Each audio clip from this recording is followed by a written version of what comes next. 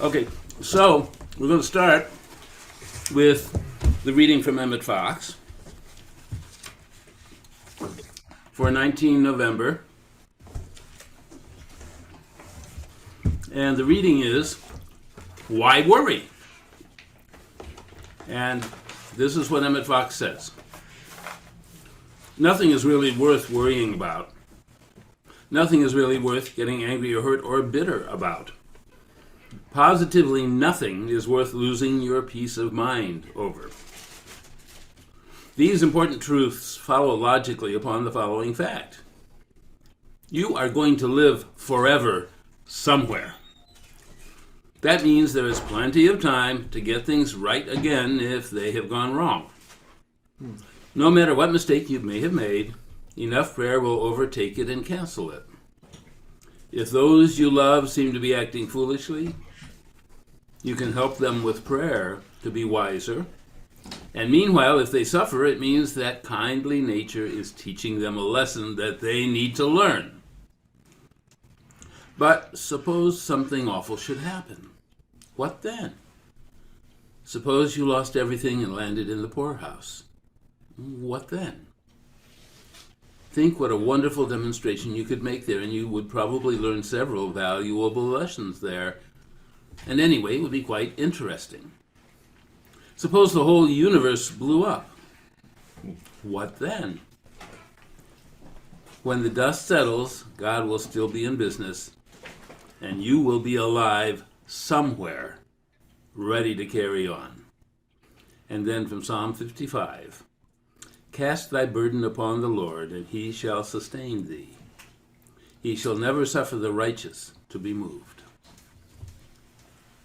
So that is the reading from Emmett Fox for the day. And now we are honored to have Reverend Dee Coy to speak about paradox and spiritual practice. Thank you. No worries.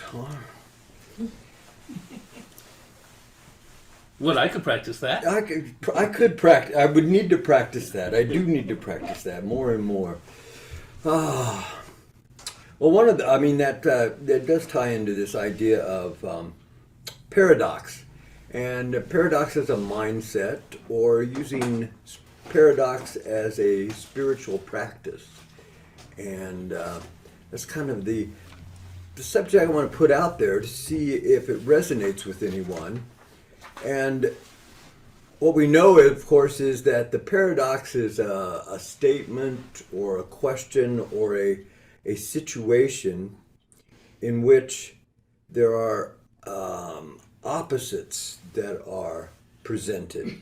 And we are supposed to choose something that seems contrary to either the question or the situation or, heaven forbid, common sense. And we find ourselves in a quandary as to what the answer is, because that's the kind of the nature of our culture, is to have an answer to every question. And what I'm proposing, I guess, is that it's not necessary to have an answer to every question. There are, in fact, questions or certain paradox that do not have an answer. And you might think, which comes first, chicken or egg? There's always a fun one to play with and to discuss. And the truth is that what we do when we're looking for the correct answer and worrying about whether or not we have it, we are limiting ourselves, and by ourselves I mean all of us, by trying to find the one answer when there could be more than one answer. And then you, of course, say, well, which is the best answer? And then that comes into the question of, who are we talking about? The best answer for me? The best answer for you? The best answer for the majority of people? Or the best answer right now? And what we know is the best answer right now might not be the answer later on. And certainly the right answer for me doesn't have to be the right answer for you. And so whenever we go into, the needing to have the best answer and have it right now, what we immediately do is create division, and division between people with different ideas or different needs or different desires.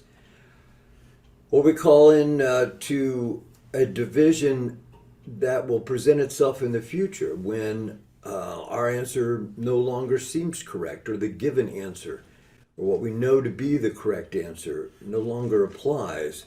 And so it doesn't serve us. And what may serve us better is to simply remain in the question, or simply say, this can be a win-win-win, where there are more than one answer. There is more than one answer that works for someone. And if an answer works for you and not for me, I don't have to live by your answer, and you don't have to live by mine, and we can still simultaneously live side by side.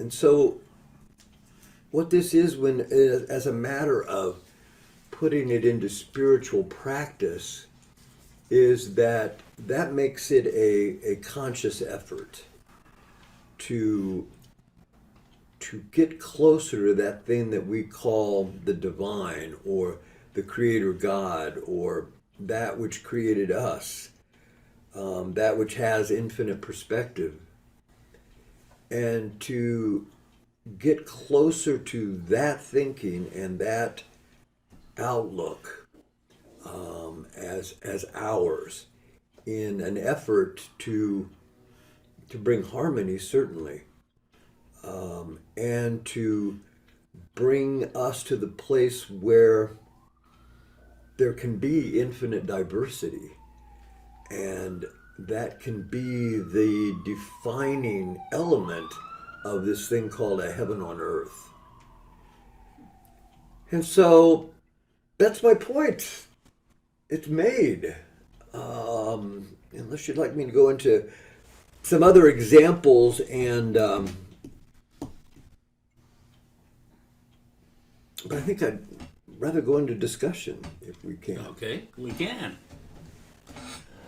So, thoughts, comments, something to contribute? Yeah, I do. You, good to see you, first of all.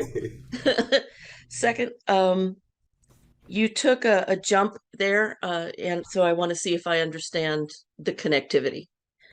I have about 400 things to say, but I won't do that to you or anybody else. But you talked a lot about the right answer, needing to have the right answer right now, needing it to be the perfect answer. Maybe we should stay in the question, which I love. And then jumped to something, and then ended that section with, we can all hold our answers, which are different for each one of us, and still coexist. And then from there, you went to talking about getting closer to the divine. So does that relate to finding answers, or are you referring to, if we're just looking for divinity, that reduces the need for specific answers? Can you clarify what you meant? I hope so. The idea of getting closer to divinity, the idea that if there is in fact a divine mind or divine spirit that is behind all, that has created all, then is it in fact possible that the divine or unconditional love, or however we term it, has created an imperfection? And if not, if in fact whatever I see as disharmony or imperfection, or something gone wrong in the universe, is that because I've chosen the wrong answer, or is it because I've chosen an answer at all? Is that a possibility? and that's what I mean. It's the idea of of of God seeing through my eyes, or me seeing as God does, only the perfection in the universe, only everything working out correctly. And so, if I have limited my view of creation, or view of situation, or view of humanity by coming to a conclusion that I didn't need to come to, then that's where my work is in seeing the perfection and allowing that to be something other than I thought. Does that get any closer? A bit closer. I think it brings up another 400 thoughts, but that's okay. That's always good. That's always Um, that's always good. And I love questions like this, and I've spent a good 30 years asking so many different kinds of questions, and finding it's what you're saying is fascinating. How do we know if it's the right answer? There's no sort of, for me, I found an ultimate answer, that we are all energy, and that we're either standing in front of it and mucking it up, or we are standing behind it and letting it flow. But the journey to there is full of these wonderful questions. Is there a right answer? Is there a wrong answer? Um, and I tend to come down on the side of, this is just one big playground for us. It's not a very pleasant playground all the time, but it's a playground where we get to exercise the divine aspect of being humans with free will, the free will to question, the free will to make wrong decisions and bounce off of them to something better. And I don't think that, and I don't know if this is what you were saying or not, but I don't hold the the goal as an active everyday goal of trying to be able to see the world as perfection. I'm going to just take it as a given that the energy of the divine is perfection. Because when I let it come through, it completely redefines my life in such fantastic ways that I couldn't do in a month of Sundays with this brain. Um, so I hope that made some sense. I'd like to throw something in. Oh, Thanks, Loriar. oh, Go ahead. okay. This talk, thank you for being here, Dee. Kind of resonates with something I've been reading and pondering, and that is from a book by J. Brent Hill, I think. He's a Quaker, and the title is Sacred Compass, and he talks about the waiting. And we want to rush sometimes to get an answer. We want it right now, you know? And he talks about this Quakerism, which is if the way shows. He starts out with that. And so it's like really brings one to prayer to think about those questions in prayer, and being with all our senses, being open to the possibilities of how the divine might want to work in a particular situation with whatever question we have. And so I'm just sharing that this is something that I've been thinking about since I've been reading this and pondering it a little more, because I like things to happen. And it's hard for me to wait. And so that's where it connects for me. I think that's a good point, because the whole idea of indecision will paralyze us. And so we hate to be in that place of indecision. But maybe if the decision is that it's not the end of the world, like Emmett Fox says, that even if we make a mistake, or Right. if we wait too long, there will be other opportunities. And I can't be wrong if I see things as more than one right answer. It reminds me a little bit, and I can't. Is it Schrodinger's cat or Heidegger's cat? It is Schrodinger's cat. Schrodinger's. I don't know if Heidegger had one. Well, maybe Heidegger has one too, with a different set of principles. But the idea that, first of all, remember, one of our basic tenets here is there are many paths home. Within that context, if we look at quantum theory, which we take as part of the energy, if you look at this little atom here, that atom over there is affected by it. We see that with lift-on therapy all the time. Someone here heals on behalf of so-and-so, and so-and-so changes. So are we capable and are we willing, this comes to, I want my answer now, to hold and accept that there may be disparate yeses for any question, and that the more we are comfortable with silence, with weighing, with allowing, the less stressful walking through this place is going to be. And the more likely we are to get some comprehension that is relevant to our walk.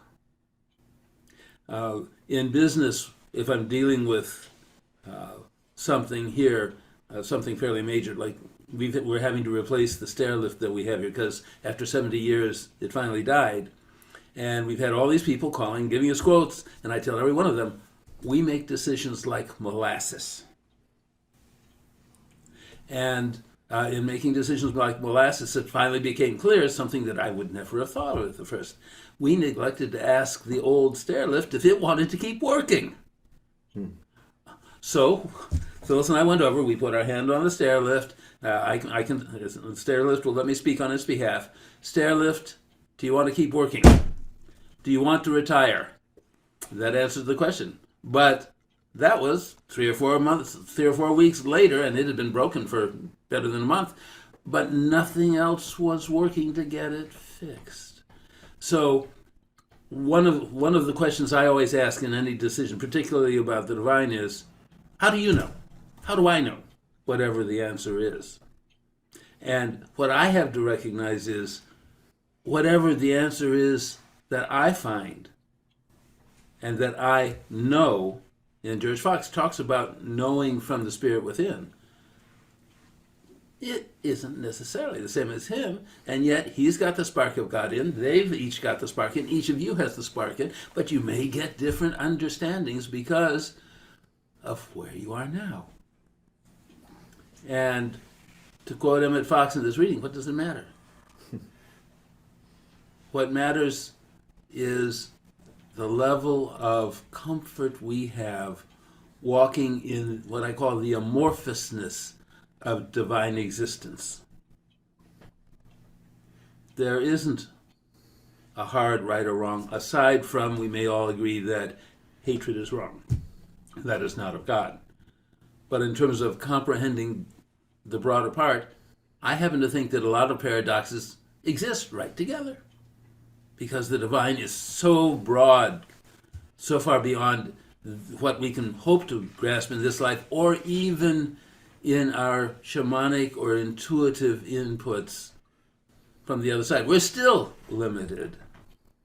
And the paradox, to the extent that we can accept that there is paradox and it is part of existence with the divine one, it's a lot less stressful. So, okay, I see Lori and I see Christy. Lori Roberts said something. Oh, and Lori Roberts too. Christy, Lori K, I'm going to sit on you for a minute. Lori Roberts first, and then Christy, and then we'll come to Lori K again. I wasn't quite ready yet. I've got so many thoughts flowing, but one of the main things that always comes to me in the silence, in the stillness, in the waiting, that's where all the magic happens. We sometimes forget that there are things being plowed and moved out of our way for us to get on the journey to reach the end of the journey of where we're going. And sometimes we can get defeated, we can become fearful. If we're not careful, can allow fear to overwhelm our process. But I find some of the greatest revelations, some of the greatest giftings, some of the greatest learning times are when there is the longer periods of the stillness and the quietness, because you do so much more self-reflection, you do so much more talking like we're doing in a group and sharing. Everybody gives bits and pieces of information, and all of it meets each and every one of us where we are on our journey. And we can hear that in all the thoughts and the things that we share. But sometimes I think we forget the magic really does happen in the stillness. Thank you. Christy? I've got 3 thoughts, and if I get off track and I say I don't know where I went, remember these 3 words for me. Elephant, sister, and Shookman. Got it? That's Okay. not a test. It's just a reminder. So the elephant for me, when I remember the blind men surrounding the elephant, could it be really that the etheric or whatever it is that we speak of is no more than the elephant, where all these people position around and they know the word elephant is presenting its mountainous self to them, but they're at different vantage points. And of course, they're feeling different parts, and they name what they believe in their reality they know that to be, as the tail might be a rope, or we'll go, I don't remember all their scenarios, but you may have heard the story, and if you haven't, just look up the blind men with the elephant. But I think it's a metaphor for knowing that we don't have the answers because we're looking at different vantage points, and that it's all the same thing. It still comes from the same thing. We're still looking at the same thing. They were presented with this lump of a thing that they called an elephant. The next was my sister who lost her baby son, and I am witness to her life moving through the turns that are absolutely falling into place, that she is now allowing and open to whatever comes. She's moving through the stream and not interrupting, but feels her overwhelm and feels that she has to make decisions as she goes. But it's a lovely presence as she has the deepest of grief. Whenever that arises, it still is understanding that the flow is there. She's taking care of his 3 children, 10, 7, and 2. So that's also another presentation that some life is going to present for her and move her into a better stream. You'd like to think that maybe he's part of it and that it matters, that his presence is still there. And if we believe in the spiritual part of what is, his spiritualist part is coming through. His stream of consciousness could still be coming through for those children. Again, we're back on the elephant, or going back and forth. But Shookman, Helen Shookman wrote A Course in Miracles. She had a stream of consciousness that moved through her, as much as she may have tried to ignore it, deny it, or had a hard time even hearing the words after they came through her. Because I listened to a short interview with 3 people who were witness and held those words and were trying to put them into order as to how they would be presented and published. And on her deathbed, she asked one of them, "Do you know why I'm dying?" Because she had been a teacher even before, a metaphysics maybe, or I don't know what kind of teacher, because I didn't go deep enough into her history. But she had been notable, and she was very respectable as far as those who learned from her. She was quite a presence. But she asked someone on her deathbed, "Do you know why I'm dying?" And of course, no one could really answer unless it was the organic, or the physical part. But the woman narrating this had said, she didn't answer her, but Helen had said, because whatever it is, she said, first of all, she did believe in an interview, everything she said was absolutely true. She believed it, but she would not accept it.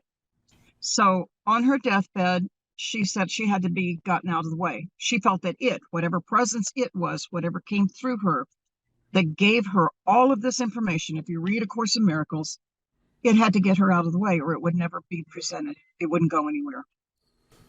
That was her belief. That's why she had to die.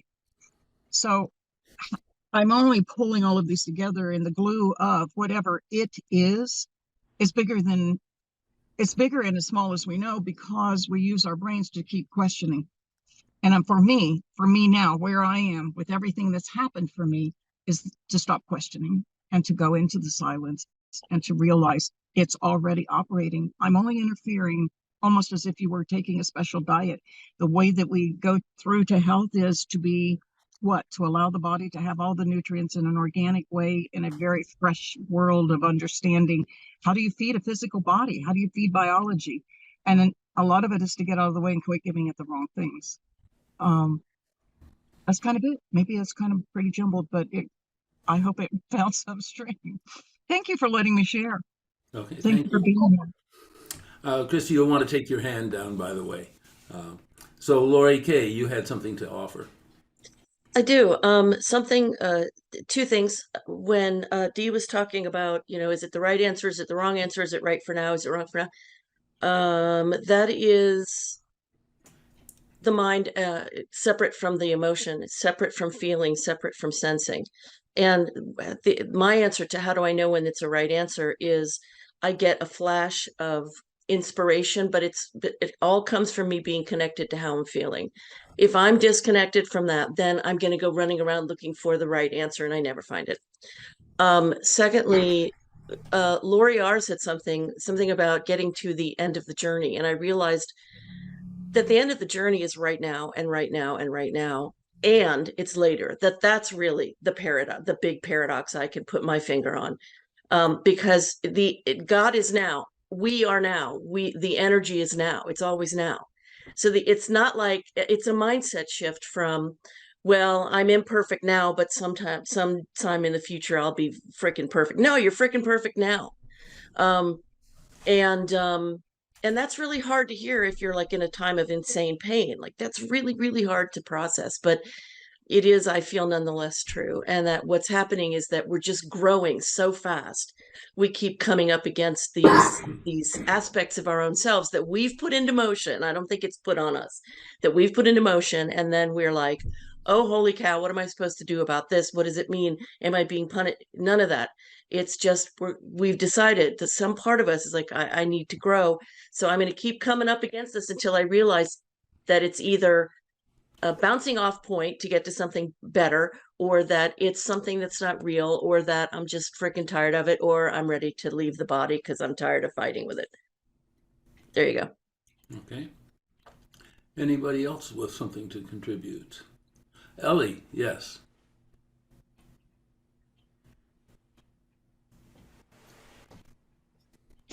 Okay. I liked your talk, and I also like what you said, Lori C and Lori R, about the getting the end of the journey, and of it being now and being perfect even in pain. A lot of times we think of our own language, English language, having the meanings and definitions we need. Sometimes we don't step outside that box.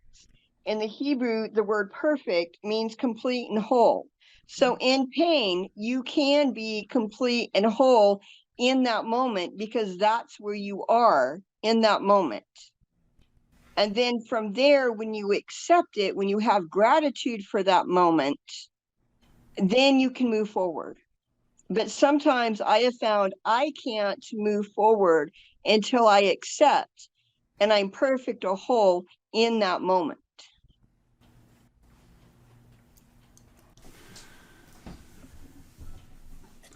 Dear God, thank you for blessing us with this. Thank you for blessing us with the wisdom that Dee shared today, and enabling each of us to learn from it and to share from our own understandings and wisdom. We thank you for blessing this group, blessing this church, for guiding each of us this week to do as you would have us in your service, and to grow ourselves in love, in giving, in understanding. Thank you for providing our needs generously and enabling us to give thanks and gratitude frequently. Thank you for lifting the world up, lifting this place up, giving us more wisdom, and enabling us to serve your way and grow your way. We say thank you, thank you, thank you. And we all say, Amen.